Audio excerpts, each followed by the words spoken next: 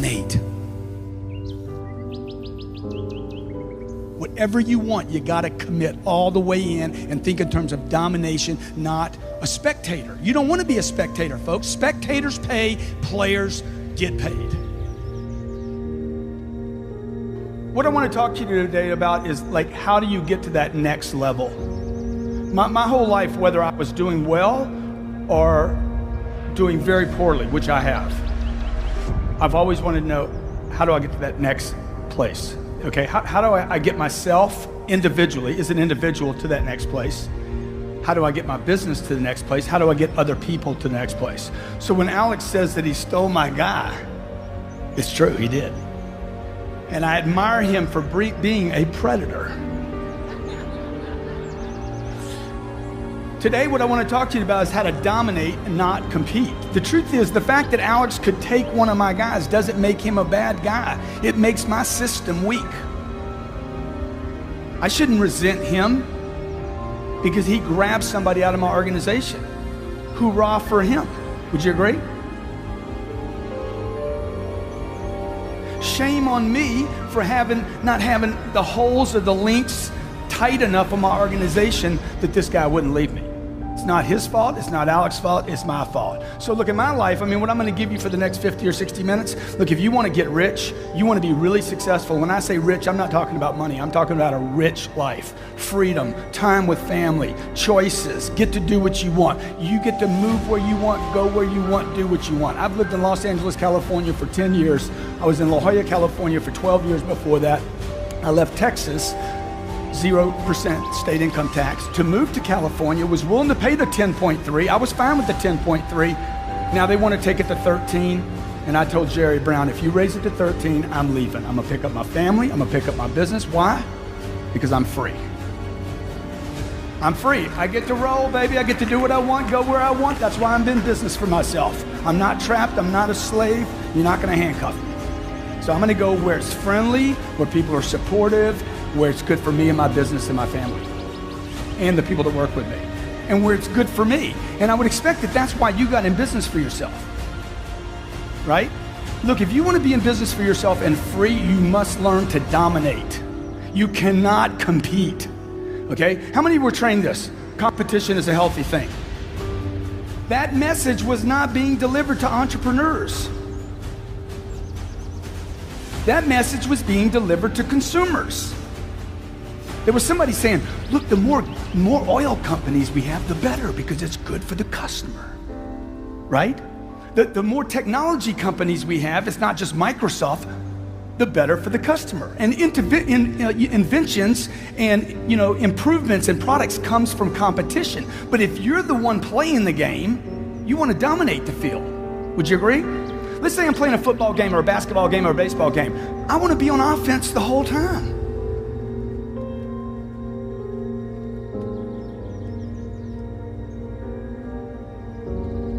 Right?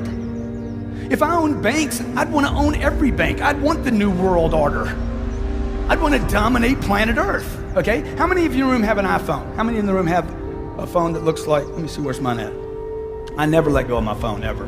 You know why? Because this phone is a prospecting tool. This phone is a way for me to stay in communication with millions of people. This is not a phone anymore, right? When Steve Jobs got into the business of printing phones, do you know what his company told him? Stevie, don't do it. Do not do it. Stay with your iPods, bro. Leave the phone alone. Okay? He's like, I'm gonna make a phone so sexy. Y'all know this story? I'm gonna make a phone so sexy that people will wanna lick the buttons off the phone. How many of you have an Apple product, an iPhone? How many of you have licked your phone?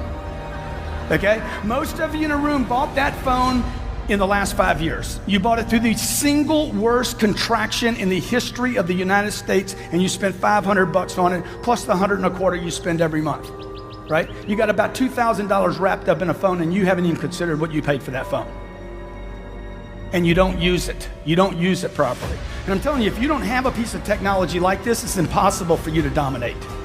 Impossible. This is called a smartphone. If you don't have a smartphone, what kind of phone do you have? That would be a dumb phone, right? I got a dumb phone. I got one of those old Blackberries. All I can do is email with it. Dude, you want this thing to do everything. You want this thing, I want to be everywhere, all at the same time. That's freedom. Okay? So look, I want to talk to you about domination, not competition. And I don't want to talk about you dominating other people physically. I want to talk about dominating space by using things like Twitter and Facebook and LinkedIn and Google Plus and blogging and becoming an expert in your field to where when somebody thinks about your business, your picture comes up. If that's not happening, you are going to blame the marketplace. The marketplace will deliver pain to the people that compete. Why? Because they're all competing. And then there's this one guy way out in the lead. He doesn't compete, right? That's where you want to be. That's how you have to think now. Okay, you're in a new economy. How many believe this economy, the one you're in right now, is extremely fragile, filled with tremendous amounts of uncertainty? How many agree with that? Okay, how many agree also, come 2013 when this election gets handled, whether it's Mitt or whether it's Mr. Barack Obama, whoever it is, okay, how many believe they got their hands full? Dude, we haven't even solved the debt problem yet, okay? You think this thing couldn't roll over again? I'm here to tell you it can. And you know who's gonna feel the pain? The people that compete. Who will cherish that moment are the people that dominate space. Why? Because people that dominate like contractions. People that are extremely well-versed, well-trained. You know, if I'm training for a ball game, right, I'm the best trained team, I like a muddy field. I like it wet. I like ice on the field. Would you agree? Because my competition is not as well trained. I want to dominate space. I actually look for opportunities of contraction. Trust me, folks, in your lifetime, you're going to see another contraction more severe than the one you saw in 2007. More severe. Does that scare you? It scares me. It scares me enough to say, hey, buddy, you better get busy. I was 51 years old when Lehman's collapsed, okay? Let me see, is that right? No, I was 49 years old when Lehman's collapsed. I had never written a book in my life. It was on Thursday afternoon, it had been made clear that Bear Stearns and Lehman's were done, okay? On that day, I started writing a book. By Sunday, I was finished with this book. I wrote the chapters between Thursday and Saturday, okay? On Sunday, I started writing the book. In 3 hours, it was finished. This book is about, on that day, I wrote, all people on planet Earth became salespeople when Lehman's collapsed because money wasn't available anymore. Who did well? How many people just got wiped out of real estate? The pretenders did, right? The guy that was at Pizza Hut and now he got in the mortgage business, he can't make 700 grand anymore, can he? Truth is, he never deserved the 700. See, the marketplace will always discipline people that aren't prepared.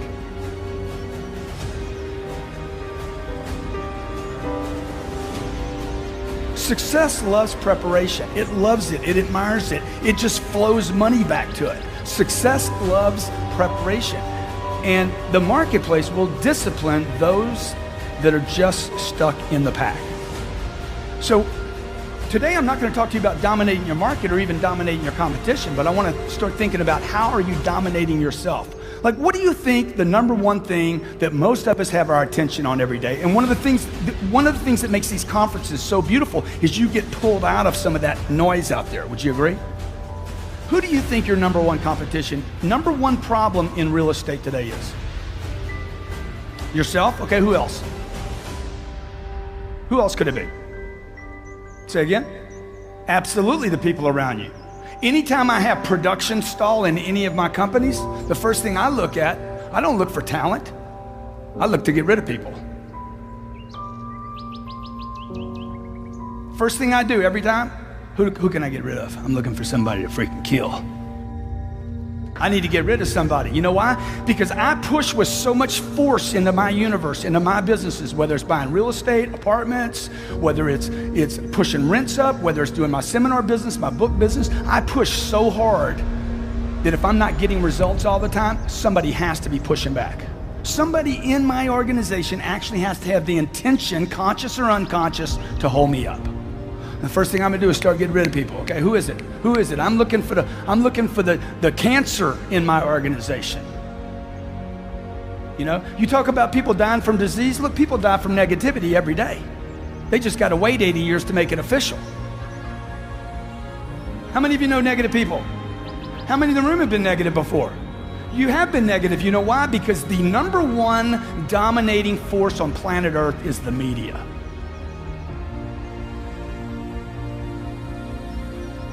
It's the media.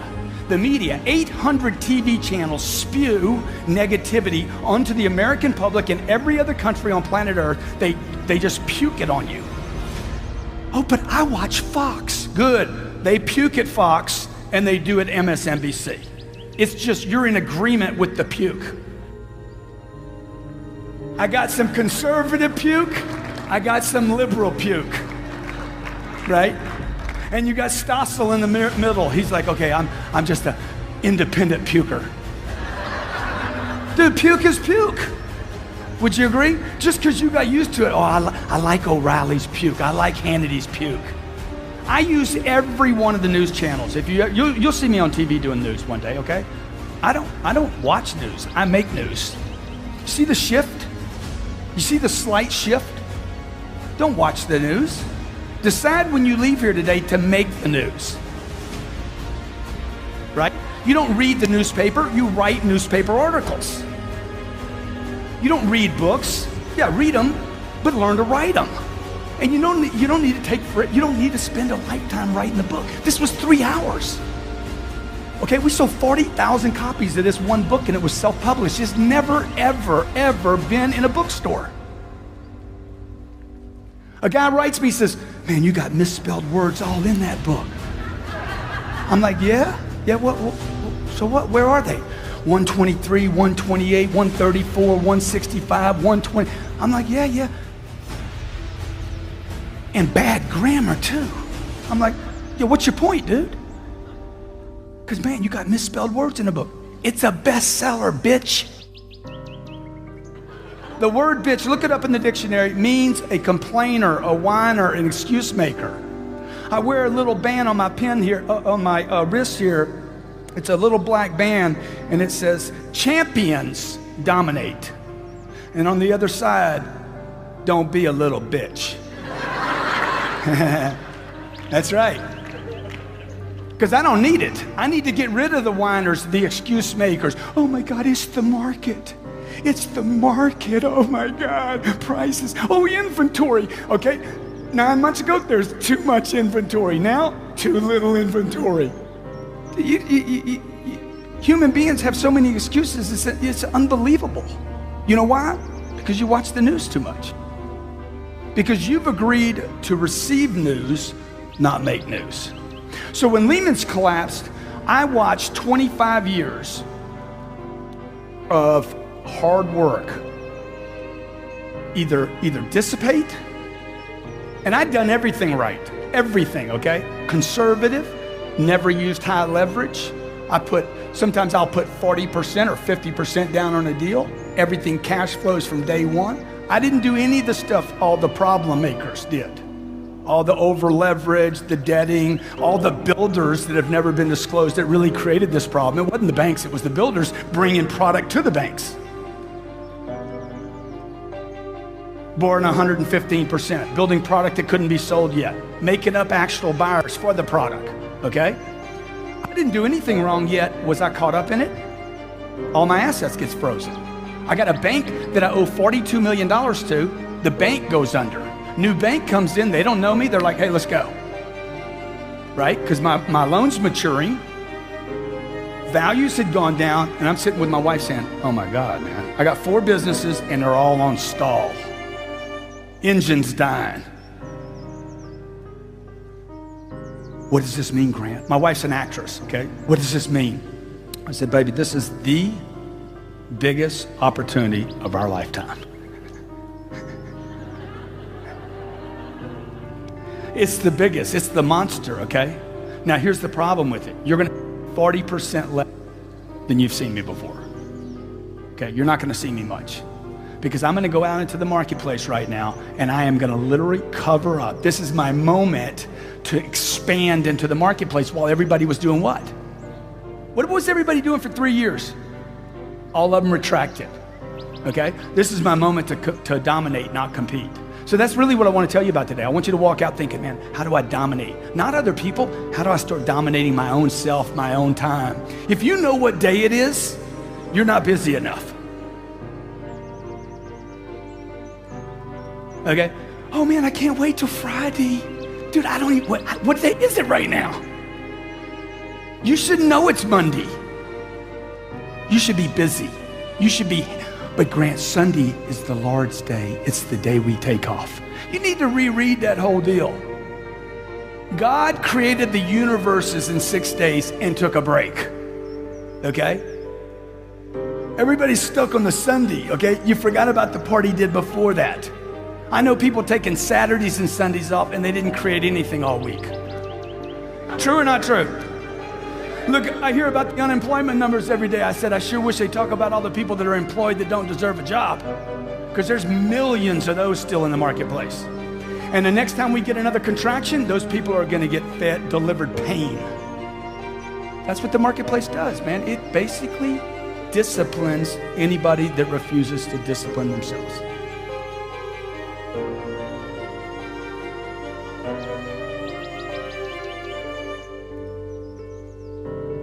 It is the correction. So look, here's the deal. I might be wrong in what I say, okay? I might be wrong in the things I do in my life and the business that I started. My family's told me not to start every business that I've been involved in, every one of them. Every one of them was a risk. Every one of them I had to take a chance. I remember my mom used to tell me, I wouldn't do that if I were you. I wouldn't do that if I were you. I wouldn't do that if I were you. I'm like, Mom, you wouldn't do anything. Well, you wouldn't do anything except be the mother, a great mother to 5 children. My mother wasn't an entrepreneur. She didn't have my dreams. Just because she's my mom doesn't mean she dreams like me. Would you agree? Okay? My mom was wrong about everything she told me not to do. Love my mom to death. Okay? Unbelievable friend of mine. She was wrong. I needed to do those things. Okay? Steve Jobs needed to build this phone. Would you agree? Did he help a lot of people? Did he make some money while he was doing it? $119 billion in 5 years.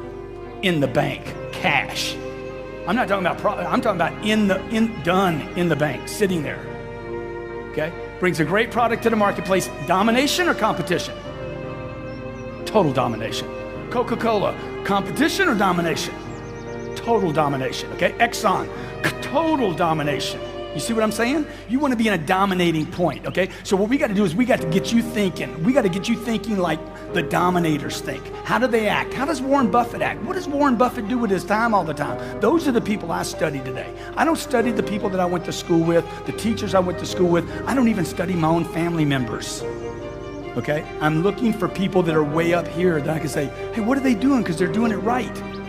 My dad died when he was 52 years old. My dad worked his whole life to provide for 5 kids and his wife, and he did his job, and then he died. That's not the program I want to get on. Is that the program you want to be on? My dad died, he bought his dream house 9 months before he died. He leaves 2 10-year-old boys, one of me. I'm a twin.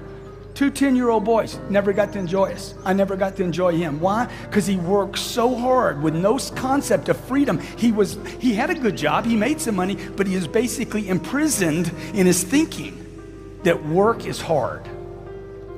It is, it's difficult to compete. Would you agree? Real estate's difficult. How many agree it's difficult?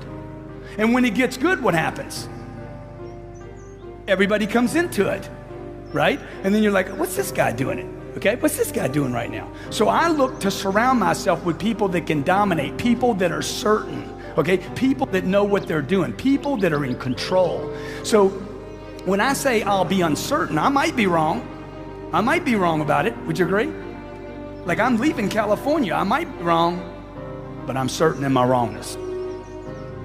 Somebody said, how do you know you're gonna like Miami? Look, I've already made a decision. I'm going to Miami, I'm moving to Miami, I'm gonna like Miami. Why don't you go try it out? Don't need to try it out, I'm committed.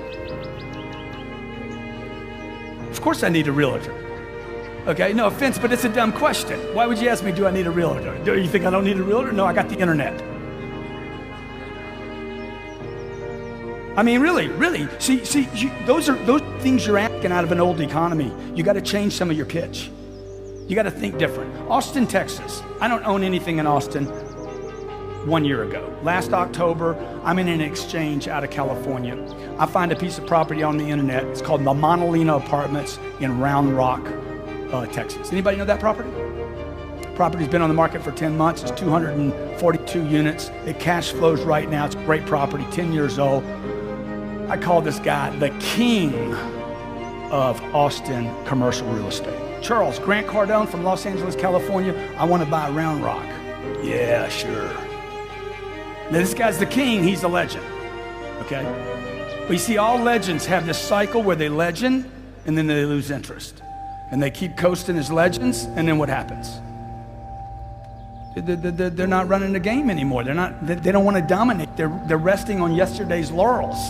They're not reading anymore. They're not studying anymore. They're not coming to conferences anymore. Right? They're not in the game anymore. They're not preparing anymore. I'm listening to the phone call, okay? Because I think everything is in terms of domination. Everything, every phone call I'm on, every email, I'm looking all the time for that moment where I can seize an opportunity like Alex did with stealing some of my people. Okay? Okay? A true American he is. I like that about you, dude. Okay? See, that's a guy I can trust. That's the kind of guy I'd want to be in a partnership with. Not somebody I wouldn't trust. Why? Because he's aggressive, dude. He's a winner. That's why you came. I don't want to be around people. Hey, you resting? You've been working so hard.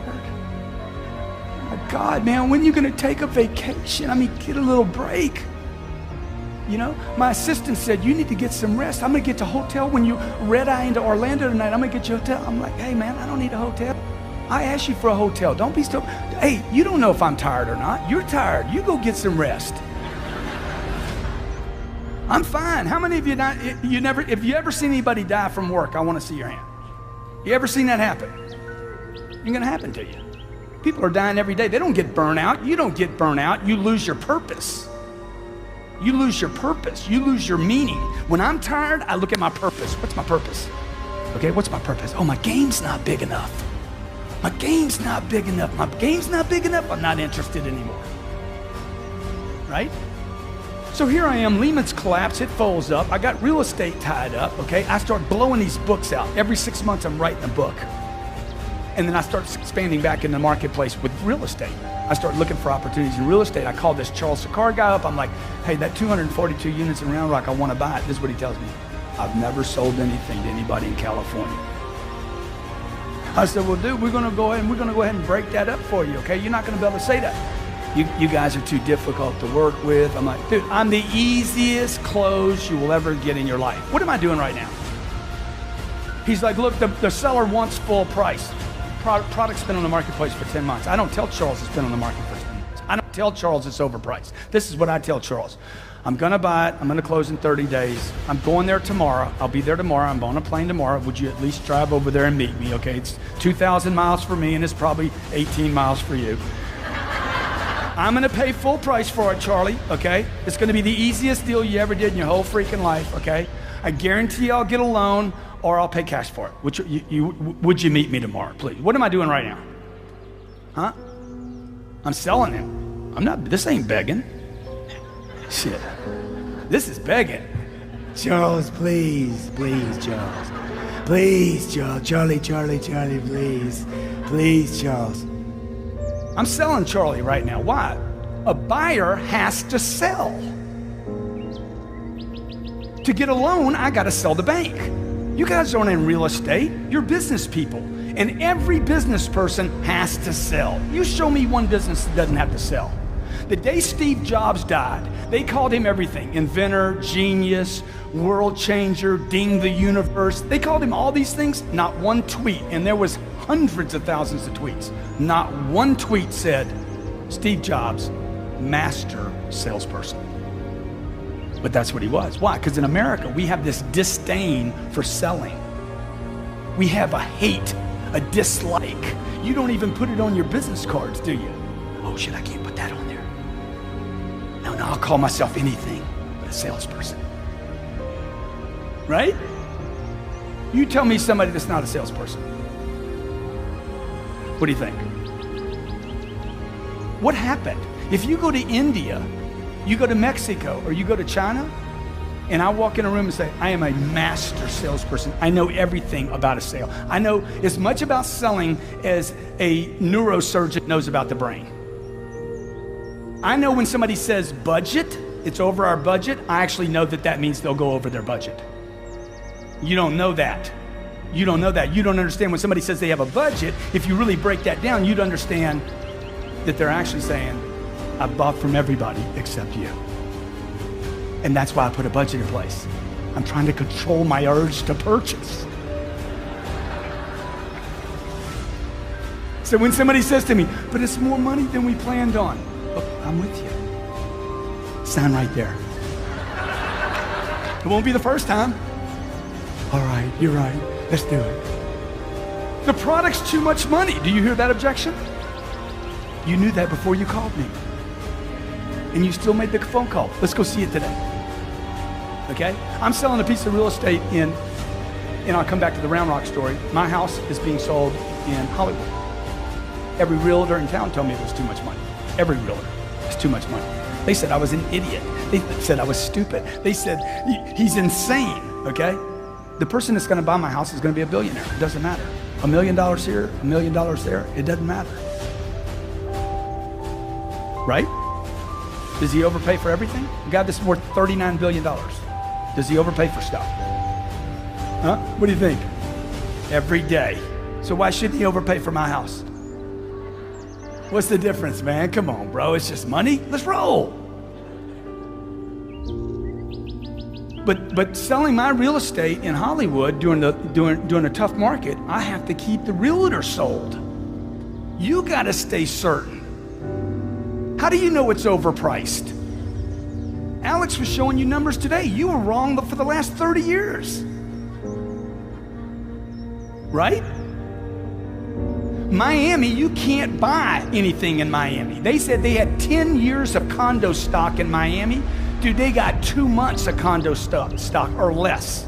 Okay? If you look at the prices in Miami, they are straight up and vertical. It's the hottest real estate market in the country. You got people from Argentina, Brazil coming in. You got people from Russia and Europe and France saying, this is cheap. This is a steal. See, people in the neighborhood never change the market. You know why? Because they're looking in the rearview mirror. How many of you drive a car? Next time you get in your car, I want you to pay attention to the windshield. Okay? It's that big. The rearview mirror is about that big. I could take my rearview mirrors out, jerk them out of my car because I have all my attention up in front of me. The other thing is I go extremely fast, so I don't have people on the side of me. I'd rather the ticket. I want to get there quick. I value my time. Do you?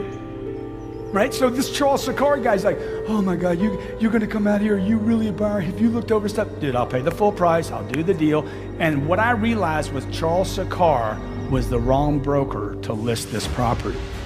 He was doing this to everybody. He wasn't doing it just to me. Okay? I bought the property, paid full price, closed on a Thursday, put it back on the market the following Thursday for $18.6 million, closed in 3 months for 18.3, and I paid 16. This happened 6 months ago. In Austin, Texas, tough market to buy a product in. Would you agree? Multifamily product, B quality. A lot of institutions could look at that kind of product. It's big enough, okay? But you got to get in the game to dominate the game. You got to look for every opportunity. How many believe you're missing opportunities right now? They're coming past you. They're there. You got to get in the game. You can't be in a newspaper. You can't be on TV. You can't be watching Anderson Cooper in his little tight T-shirt and he comes out and thinks it's big news. I'm like, dude, everybody knew. Come on, bro. Okay? Biggest problems, okay? Number one, biggest problem is uncertainty. It's not competition. It's not the banks. It's not leverage. It's not competition. It is uncertainty. You're uncertain. If you're uncertain, I'm uncertain. Would you agree? You get uncertain, I don't know if I should do it or not. Number two, obscurity. I don't know who you are. If you don't know who I am, and that's why I told Alex, I said, let's do the video. I don't even think we did the video, did we? Yeah, we did the video, okay? People have to know who they're doing business with. If I'm obscure and you don't know me, okay? Here, Lehman's collapsed, nobody knows me. So I write a book. I write this book, come out with it. 6 months later, write a book on closing a deal, okay? We publish that book, we talk about it. This book comes out, If You're Not First, You're Last. I'm talking about it. This is in 1 year, 3 books, okay? If You're Not First, You're Last is a book about how to literally get people to not forget you, okay? That becomes a New York Times bestseller, and then I come out with the 10X rule. This outsells every other business book in airports. Now, why am I writing books? There's no money in books, folks. Why would I write 4 books? The average American reads 1 book a year. Why would I write books? Say again? Notoriety? I'm trying to cover up space. These are losers. I lose money selling books. Okay? Oh, that'd be great, yeah. This is Jared, by the way. Give Jared a big hand. Okay? Jared helped me win some money last night playing blackjack. We dominated. Okay? These people dominate. What? Look around this. Look around this place. Can we get you something to drink, huh? Can I get you some cigarettes? Why are they doing that? They don't want you leaving that table. Can they get you insurance? I got some insurance for that 16. Dude, look, if they offer something to you in this town, don't take it. Why am I doing this? Because I want readers to know me.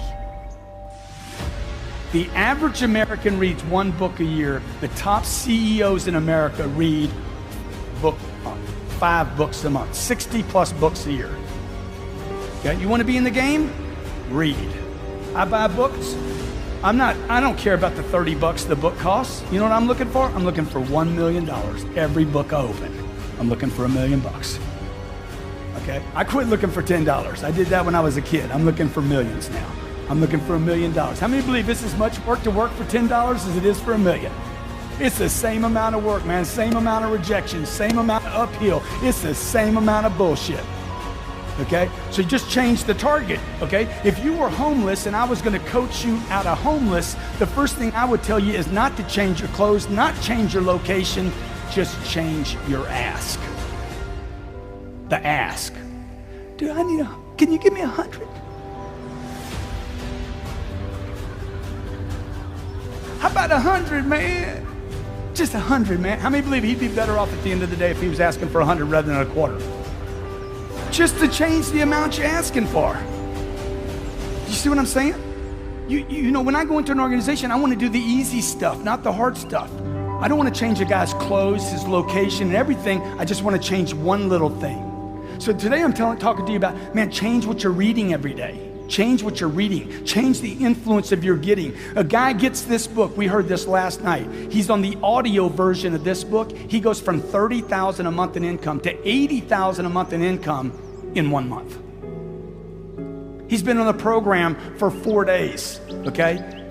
He's like, oh my God, man, I scored the 4th day I was on the program. He starts listening to it again. Everywhere he goes, he's listening to this audio program. All of a sudden, it changes the way he's thinking about how much action he has to take. It takes 10 times the amount of activity. Phone calls, emails. It takes 10 times just to burst through noise. Would you agree? You're trying to get people's attention because you're in obscurity with them. Hey, can you meet me tonight? He's thinking about picking up his daughter tonight. You're in obscurity. He doesn't know who you are yet. So if you want to get successful, a couple things you got to do. You got to get certain. How many of you agree with that? Okay? That doesn't mean at this conference this weekend. That means when you leave here, man, what can I cover myself up so that I'm certain? Number 2, how do I get out of obscurity? How do I get people to know me? Everybody here should write a book. Everybody in this room should write a book. You should be writing blogs. You should be tweeting every day, okay? Twitter and Facebook, these are not new things. These are prospecting tools. These are tools that cost nothing. And for those of you in the room have kind of like just said, I don't have time for social media. I got a business to run. Anybody ever heard anybody say that? I don't have time for Twitter. I'm running a business into the ground. Okay? Just to crash some old beliefs, okay? Just so you see what this does. I'm gonna take a picture of these people over here, okay? And just tell me, anybody got a second hand on their watch? Tell me how long this takes. A watch. Okay, sorry. Let's see.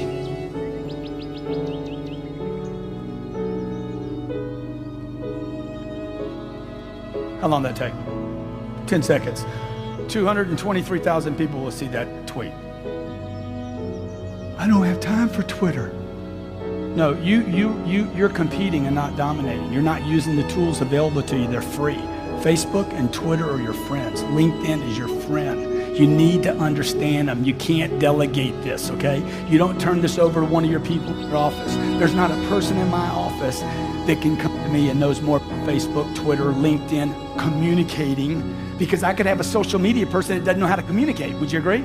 He knows all this fancy stuff about Twitter, but he doesn't know how to market on it. He doesn't know how to get attention on it. You want to get attention, you got to get out of obscurity with people. The third problem you have is they're not thinking about you when they go to pull the trigger. Yeah, I knew you were in real estate. How many had this situation?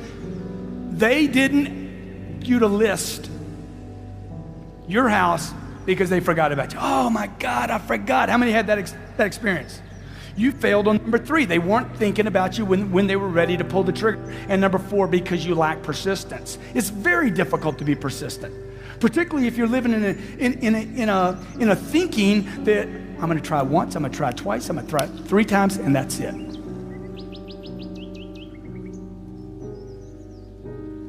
It's going to take way more than 3 times. Would you agree? My wife watched me call one man 15 times in 3 days without a return phone call. She's like, how many times are you going to call him? Oh, I'm going to call him until we talk. My God. I'm like, it worked on you.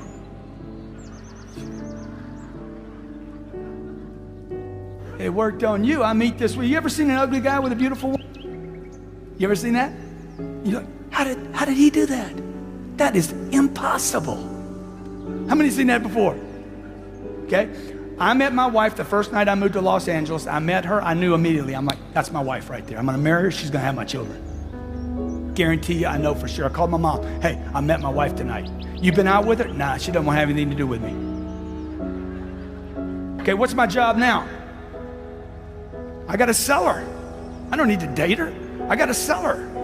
I called her twice a month for 13 months without a return phone call. If you ask my wife, ask her the story. If you ever meet her, great chick, 13 months, man, twice a month. Not one return phone call. Okay? Her friends are like, Grant, you got to quit calling her, man. This is like bordering on stalking. I'm like, it's not stalking if it works. If it works, is it stalking? No, it's marriage. Okay? I need to stay interested. See, this is what people do. They set a target. You remember when you were a kid and you set targets that were big, giant, had nothing to do with reason? They were giant, right? And then you had some difficulty getting to it, and somebody said, what? Dude, your goals are unrealistic. You need to drop your goals down. And add 40 years and end up with nothing. Certainly not congruent with your potential. How many believe you have more potential than you're going for right now? Dude, it's way up here. It's beyond what you're going for. So you want to set it here. I want to set my targets up here. I never lower a target. Never, ever. That's my target. I'll fail on my target. My whole lifetime I might fail on that target, but I won't let it go. So when I first started buying real estate, I used to write this down. I own 10 apartments. I own 10 plus apartments. That's all I buy is apartments. I own 10 plus apartments. I own 10 plus apartments. I own 10 plus apartments. First deal I ever bought was 38 units. Bought 38, I own 100 apartments. I just changed my number. I own 100. Next deal I bought was 40. Next deal I bought was 70. Next deal I bought was 250. Let's go. I got to stay interested. I got to keep my targets up here. I got to keep changing that target so I'm interested. I'm not talking about success, money, accumulation. I'm talking about keeping me interested in my potential. It is my duty. It's my obligation. It's my responsibility. And I would say to you, this is, I guess you can hear the problem. I just want to be sure you guys know, okay? I would say to you that it's your duty, your obligation, and your responsibility to fulfill your potential, and that's actually what success is. Success is not money. Success is, I'm going to get this chick to marry me. Right? I'm going to get her attention. What was my problem? Uncertainty. Okay, let me X that off, dude. I'm certain she's the right one, okay? She is the one.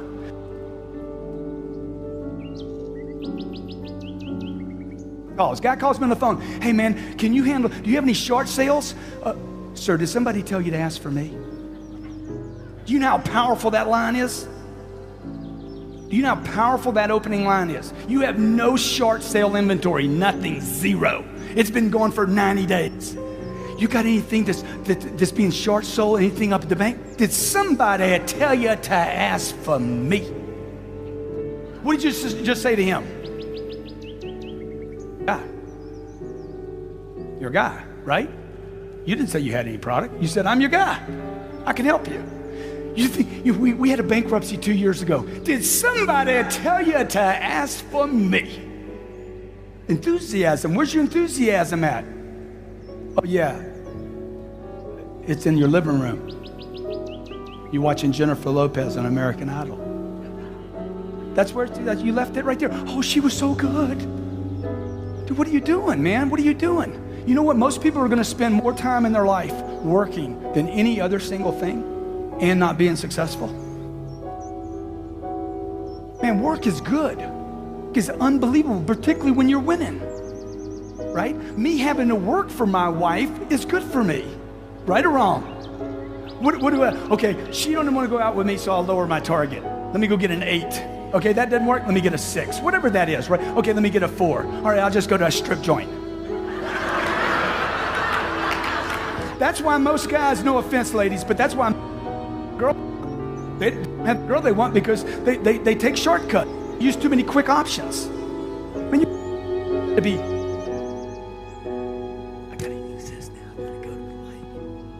You got to be totally committed. Everybody agree? You got to be completely uncertain. You want $1 million? You want $2 million? You want $5 million? How much money do you want? How much success do you want? How much notoriety do you want? You want a New York Times bestseller? Why can't you have everything? Oh, but I'm 65. So what? Man, Colonel Harlan Sanders made all his money after he was 65 years old. He wasted the first 64 years. Okay? I got a little girl. I have this baby. We have 2 babies right now, both of them born at my house. We don't go to hospitals. I go to the doctor. My wife's pregnant. Is she really pregnant? Oh my God, I'm so excited. I know I did that. Grant, what hospital y'all going to? Dude, we ain't going to a hospital. She ain't sick. She's pregnant. Why would I bring her to a place with sick people? That's just dumb. Grant, man, you got to bring her to a hospital. No, I don't. You got to come to the house and help me. I didn't go to a hospital to have sex with her. I didn't start it there. I ain't gonna finish it there, baby. Grant, you don't know anything about having children. Dude, I don't know anything about most things I did the first time. But you know what? I'm certain we ain't going to a hospital. It's not complicated. She's young enough. She's in good shape. I got a decent head on my shoulders. Don't show me what to do. We're gonna do it at the house. I am not gonna have the single most important single moment of my life robbed by a hospital. Because I get a 3rd row seat and I get to hug a vending machine the whole time. Because they kick me back to the curb and say, get back there, buddy, we're the professionals. I want to be involved. See what I'm telling you? Everything in life. The phone calls, whatever you're doing, what is happening? Get involved in your business or you will be disciplined again. And it's going to be ugly and it's going to be painful for a lot of people. The guy says, you know, Grant, I hear you talk about money a lot. And you know, I just want to tell you, money won't make you happy. I said, yeah, what's your point, dude? Your point is you ain't got any money. That's why you're giving this dumb advice. Because being broke won't make you happy either, okay? I tried the experiment. I went on the experiment. How many have been on the broke experiment? Were you happy? Were you like, oh my God, this is good? Look, if you took $5 million out of the marketplace and you made $5 million from planet Earth, would anybody know an event took place? Would anybody know anything happened? Would you do good things with that money? Good. How many believe the work for 5 million is going to be the same work for 50,000? Same process, same involvement. Look, you're occupied either way, okay? So if you're not sure of your value, if you think you're worth 80 grand, you're worth 80 grand. Would you agree? If you think you're worth 150 grand, you're probably worth 150. If you think whatever you think you're worth, if you're not sure of your own value, your own goals, and what you want, the world will never reward you of what you want, your value, and your goals. Never. It won't happen. Can't happen. I got to remind myself every day, what is my value in the marketplace? What are my goals in the marketplace? What am I worth in the marketplace, okay? What do I deserve in the market? I deserve those 242 units. I deserve to make money on those 242 units. I deserve to sell this house and make a profit. I deserve to be able to move to Miami. I deserve this woman. I deserve these 2 kids. I deserve to have my kids learn to swim rather than putting a fence around my pool. Because I don't want a fence around my pool. I hate the fence. Just teach them how to swim, man. Dominate the kid. Put the kid in the pool every day. Okay? She's 3 days old. I'm dunking her in the pool every day. Try this, try this, try this, try this. Okay? She's not crying, the mom's crying. The baby's like, hey, it's cool, dude. I've been in water for 9 months, whatever. Right? My daughter's 1 year old. I can throw her in the pool and walk away. At 1 year old, I can walk away. She can swim the entire length of the pool. At 3, she can swim it underwater. We got friends that are 8 years old. They get around the pool and everybody's freaked out. The point is what? Dominate. Whatever you want, you got to commit all the way in and think in terms of domination, not a spectator. You don't want to be a spectator, folks. Spectators pay, players get paid. Believe. You look at the word up, believe. This is in a Webster dictionary, okay? You probably have one of those. If you don't have one at your house, you can certainly Google it. It's going to say this: to have confidence in the truth, the existence, or the reliability of something, although without absolute proof. How many believe that the real estate market's getting better? Okay. How many believe it could get worse? Good. Hey, that's right. And when it gets worse, what are you going to believe? I'm going to believe, hey, dude, there's still value there. You got good? There's still value there. Okay. How many of you have shown somebody a house before, they didn't pull the trigger, and they regretted it? You know what? Shame on you. Why didn't you shut that deal down? I don't want to pressure anybody. If you won't pressure a client that you like, it's because you don't believe in you, the product, okay, or the company that you represent, period. If you will not pressure somebody to do the right thing, it's something you don't believe in. Look at the word, what it means. To have confidence in the truth. What is the truth? This is a good deal, and you need to do it. You're pressuring me, Grant. I sure am. Now sign right there. Let's do this. It's the right thing. Why? He looks at me and says, what? Oh my God, this guy is so certain. Are you sure it's the right thing? Guarantee it's the right thing. Lean on the pen, let's do it. And you're thinking to yourself, I couldn't do that right now. Dude, I wasn't taught how to do this. I spent 17 years in school. They don't teach you this. You have to train this muscle, okay? If one of your children was crossing the street and you knew it was a bad thing, would you pressure them not to? Exactly. Why is pressure a bad thing? It makes diamonds. But I know so many people in business, I don't want to pressure anybody. Dude, you need to pressure yourself. You need to cook yourself. You need a necessity level way up here. Look, the middle class in America is failing, folks. It's failing. You know why? Because it doesn't push itself hard enough. It operates on a premise based on just enough. I'm going to make enough, vacation enough, save enough, just enough. Oh, I forgot to plan on Lehman's. Oh, forgot to plan on foreclosures. Oh, forgot to plan on LIBOR. Oops, forgot to plan on the internet bust. And that's why the middle class is failing. The middle class isn't failing because of politics. Okay, the middle class is failing because the middle class is using the wrong formula. A formula that worked 40 years ago might not work in the U.S. economy today. Right? Maybe Monday, Tuesday, Wednesday, Thursday, Friday, that 5-day job, maybe that gig's over and maybe it's 7 days now. Maybe it's a 7-day pitch now. I don't know. I know in my life it's 7 days. I'll never, ever have my freedom taken from me again. So it's not money I'm trying to accumulate. It's market share I'm trying to accumulate. I'm trying to accumulate market share so when things soften again, who's left? The strongest player in the market. So although without absolute proof that one is right in doing so, only if one believes in something can one act purposefully.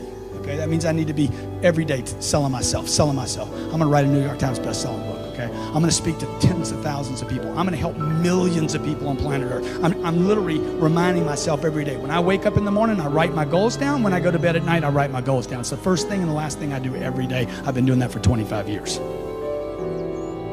Puts me, I'm dominating myself in my own thinking.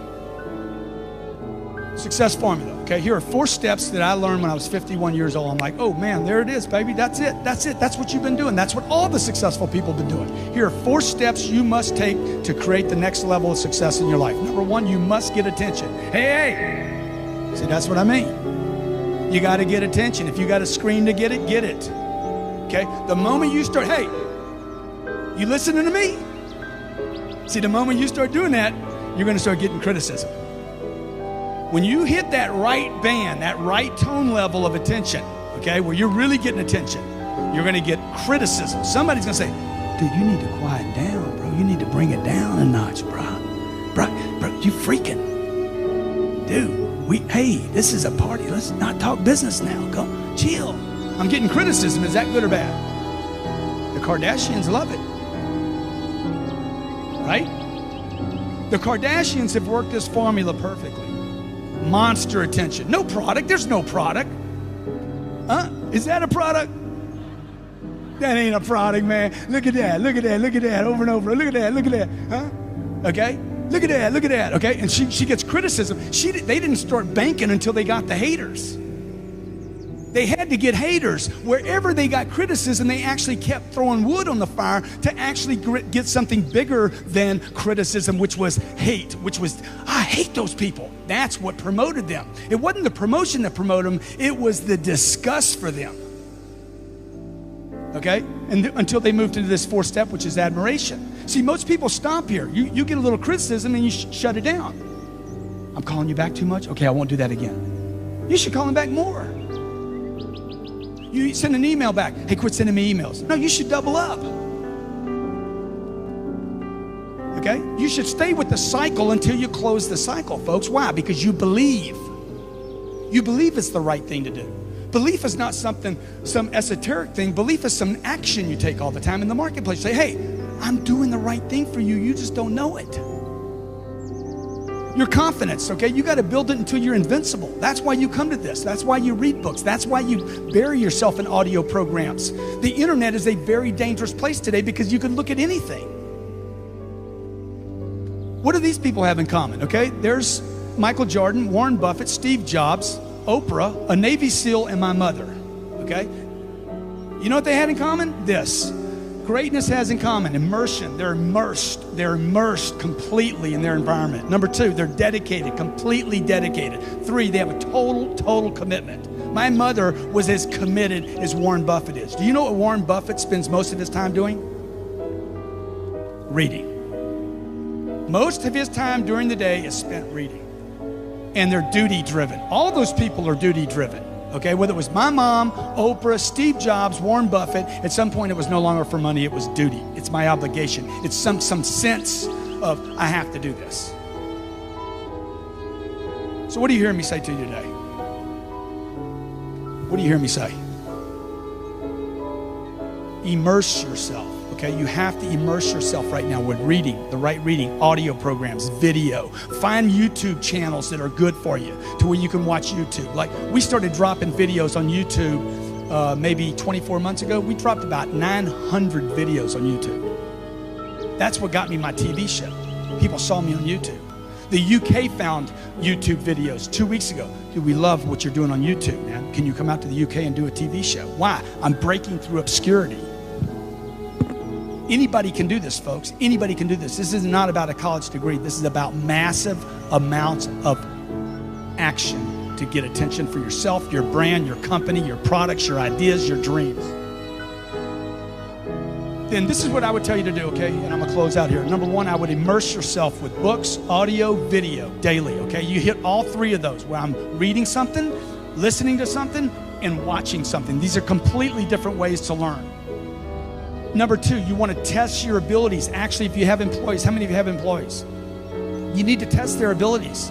Just because somebody's good at what they do doesn't mean they have an ability. You want to test their abilities with assignments, tests, and drills. Look, the economy needs people like me and you driving the marketplace. It's entrepreneurs and businesses that build economies. Would you agree? It's me and you, not governments. Governments do not build economies. People build economies. Entrepreneurs, people with ideas, people that are driven. You, people like Alex, are the ones that make the economy. And frankly, folks, it's your duty as an American to get out into the marketplace and be a role model and recreate this economy. Thank you very much.